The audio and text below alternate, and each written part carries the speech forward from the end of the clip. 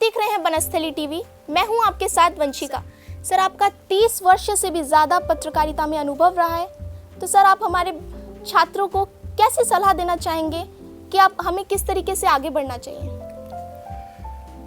देखिए, जो पुराने ज़माने की पत्रकारिता थी, मैंने 1982 से पत्रकारिता की रेगुलर शुरुआत की।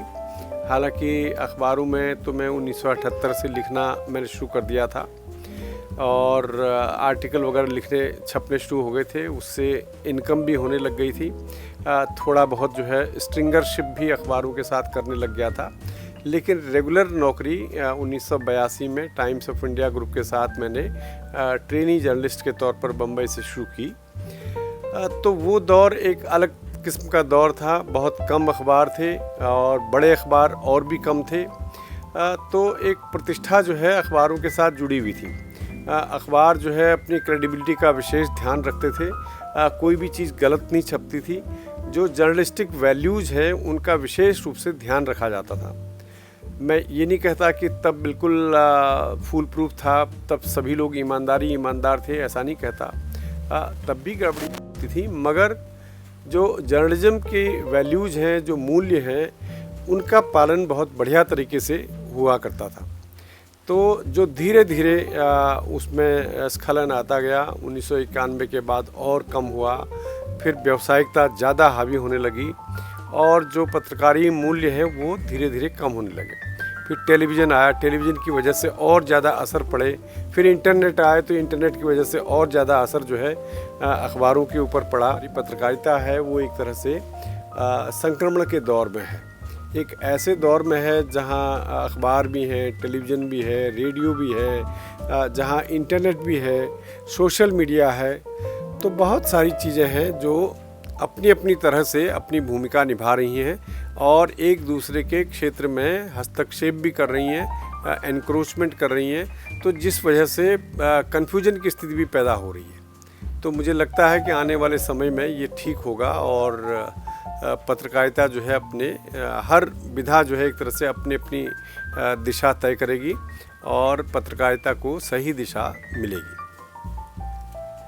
सर, जिस तरीके से आप देख रहे हैं न्यूज़ चैनल्स में एआई को बहुत ज़्यादा बढ़ावा दिया जा रहा है, तो सर आने वाले भविष्य में पत्रकारों को क्या आप सलाह देना चाहेंगे? देखिए, एआई आ रहा है और उसको कोई रोक नहीं सकता, क्योंकि नई टेक्नोलॉजी है, उसको आना ही आना है। तो उसका फ़ायदा भी हो रहा है, नुकसान भी हो रहा है। तात्कालिक तौर पर हमको ये लगता है कि इससे बहुत सारे पत्रकारों की नौकरियां ख़त्म हो जाएंगी। कंटेंट राइटिंग का काम बहुत सारा जो चैट जीपीटी अपने आप कर लेता है, वो फिर पत्रकार क्या करेंगे? जब लेख जो है खुद ही चैट जीपीटी लिख देगा या मशीन लिख देगी, तो हम क्या करेंगे? तो इस तरह की समस्या आज दिखाई पड़ रही है। पर आने वाले समय में क्या है कि एक तो चैट जीपीटी को जानने वालों की संख्या चाहिए, बहुत बड़ी संख्या में चाहिए ऐसे लोग जिनको चैट जीपीटी भी आता हो और अपना काम भी आता हो। इसलिए नई चीज़ देने के लिए हम लोग को खुद ही आगे आना पड़ेगा। मनुष्य का कोई विकल्प नहीं। सर, भविष्य में मीडिया में सबसे बड़ी चुनौती है वो फेक न्यूज़ और प्रोपेगेंडा है, तो सर आप इस पर क्या सलाह देना चाहेंगे? देखिए, प्रोपेगेंडा तो हमेशा से था। प्रोपेगेंडा जो है द्वितीय महायुद्ध में हिटलर के जो सूचना प्रसारण मंत्री थे, उन्होंने इस शब्द को दिया था, एक झूठ को 100 बार बोलिए तो वो सत्य हो जाता है। ये उनका वाक्य था और इसी को प्रोपेगेंडा का नाम दिया गया कि अपनी बात को फैलाने के लिए चाहे झूठ हो चाहे कुछ भी हो, जो आप कहना चाहते हैं उसको बार बार कहते हैं तो प्रोपेगेंडा हो जाता है। एक अभियान की तरह से झूठ का प्रचार करते हैं तो प्रोपेगेंडा हो जाता है। तो ये जो है हमेशा से रहा है और हर युग में होता है। खास करके जब युद्ध होते हैं तब प्रोपेगेंडा बहुत बढ़ जाता है। एक दूसरे के खिलाफ, एक दूसरे देशों के खिलाफ जो है प्रोपेगेंडा वार चलते हैं। तो वो तो चलता है, लेकिन फेक न्यूज़ जो है, जो चिंता है, फेक न्यूज़ भी पहले से होती रही है। प्लांटेड न्यूज़ हम लोग कहते थे अपने ज़माने में, यानी कि एक वर्ग या एक पक्ष जो है, एक पार्टी किसी दूसरे के बारे में कोई गलत चीज़ पेश करना चाहती है या उनकी इमेज ख़राब करना चाहती है तो प्लांटेड खबर जो है पेश करती थी। झूठ मूठ की खबर जो है कहीं न कहीं से वो प्रस्तुत करवा देते थे। तो ये सिस्टम होता था। पर आज की तारीख में क्या है कि हमारे पास जो टेक्नोलॉजी है वो बहुत फास्ट है। सोशल मीडिया इतना तेज़ी के साथ फैलता है कि कल्पना नहीं कर सकते थे हम लोग पहले। तो एक छोटी सी खबर जो है वो फेक न्यूज़, प्लांटेड खबर या फेक जो है या माल इंटेंशन से पेश की गई खबर जैसे ही आती है तो आते ही वो हज़ारों लाखों लोगों तक पहुंच जाती है। ये चिंता की बात होती है। और कई बार ये भी होता है कि हम न चाहते हुए भी फेक न्यूज़ को आगे फॉरवर्ड कर देते हैं। हमको नहीं मालूम होता है कि ये सच है कि झूठ है। हमको लगता है कि शायद ये सच ही होगी, क्योंकि वो उसका ताना बाना ऐसा होता है, स्ट्रक्चर ऐसा होता है खबर का कि सच लगती है। तो ऐसे में जो है जब हम उसको आगे सरकाते तो हमको पता नहीं होता, हम बेगुनाह होते हैं।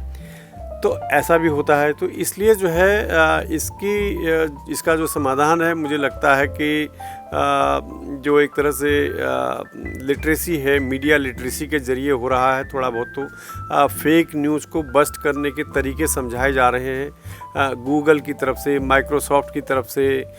तमाम जो दूसरे इस तरह की कंपनियां हैं वो आजकल फेक न्यूज़ के ख़िलाफ़ एक तरह से अभियान चलाए हुए हैं। उसकी ट्रेनिंग दी जा रही है, स्टूडेंट्स के बीच में वर्कशॉप्स लग रही हैं और अखबारों के दफ्तरों में भी इसके लिए अलग अलग वर्कशॉप लग रही हैं। वो सब हो रहा है। जल्दी से जल्दी हम लोग मीडिया लिटरेसी को समझें, फेक न्यूज़ क्या है, कैसे उसको बस्ट किया जाए, कैसे उसको समझा जाए, कैसे उसको ठीक किया जाए, इसको हमें समझना होगा।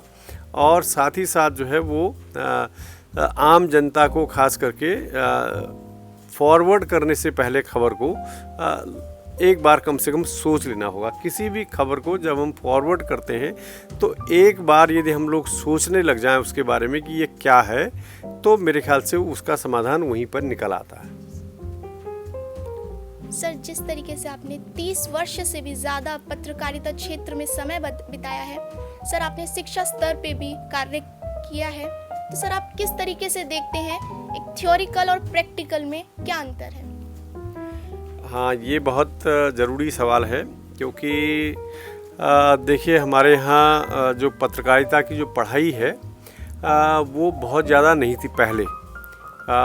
लंबे समय तक, मतलब 1980 तक बहुत ही कम विश्वविद्यालयों में पत्रकारिता की पढ़ाई होती थी। और 90 के बाद धीरे धीरे सभी विश्वविद्यालयों को ये डिपार्टमेंट मिलने लगे और पत्रकारिता खास करके मास्टर्स डिग्री कोर्सेज जो है शुरू होने लगे। तो उसके बाद से शुरू हुआ, मगर जो पढ़ाने वाले लोग थे, ज़्यादातर जो लोग हैं वो विशुद्ध रूप से थ्योरेटिकल लोग थे, जो पढ़ करके आए हुए थे पत्रकारिता, मास्टर्स करके आए थे या पीएचडी करके आए हुए थे।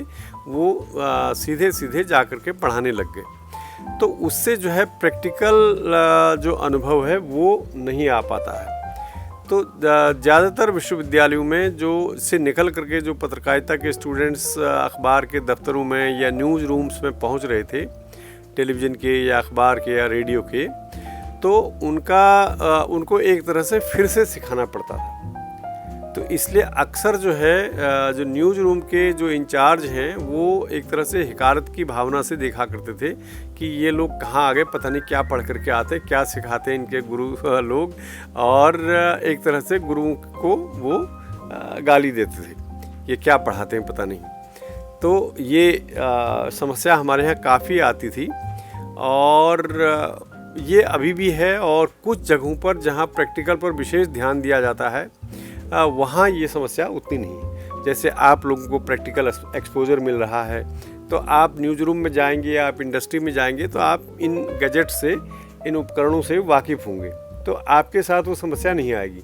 लेकिन कैमरा देख के ही जो घबरा जाएगा या कुछ भी जो है जो न्यूज़ रूम में पहुंचते ही घबरा जाएगा या अनुवाद करना नहीं आएगा, लिखना नहीं आएगा, तो वैसे में चिंता बढ़ जाती है। तो अनुभव, प्रैक्टिकल और थ्योरी का सामंजस्य बिठाना बहुत ज़रूरी है इस फील्ड में। ये जो प्रोफेशन है इसको आज भी हम लोग इसको एक तरह से प्रोफेशनल ट्रेनिंग ही मानते हैं भारत में। अब एक जो विषय के तौर पर, एक डिसिप्लिन के तौर पर अभी भी बहुत तरक्की ये विषय नहीं कर पाया है। जैसे अमेरिका में होता है, वहाँ कम्युनिकेशन या मीडिया स्टडीज़ बहुत एक गहरा विषय अब हो गया है। हमारे देश में अभी वो स्थिति नहीं आई है। हो सकता है कि 2-4 साल में, 10 साल में ये स्थिति हमारे यहाँ देश में भी आ जाए।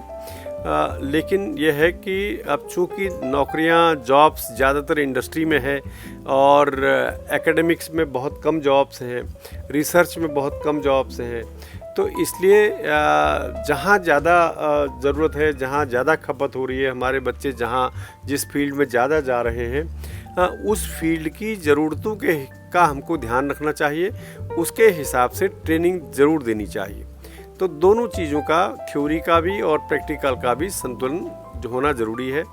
अक्सर ये होता है कि जो बातें थ्योरी में पढ़ाई जाती हैं वो काम नहीं आती हैं।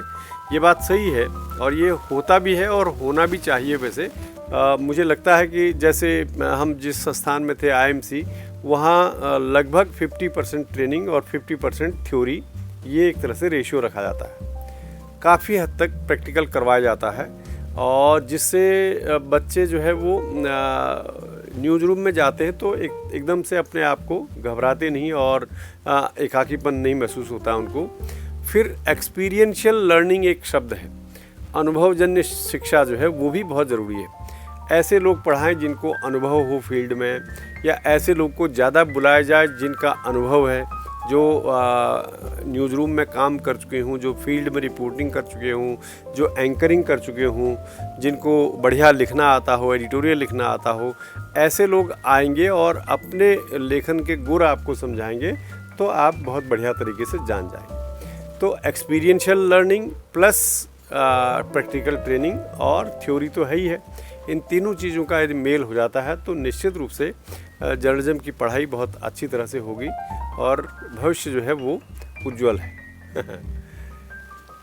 सर, मोबाइल आने के बाद हर कोई अपने आप में पत्रकार है, जिसे हम सिटीजन जर्नलिज्म के नाम से भी जानते हैं। तो सर, हम जैसे पत्रकारों के लिए कितना चुनौतीपूर्ण कार्य है?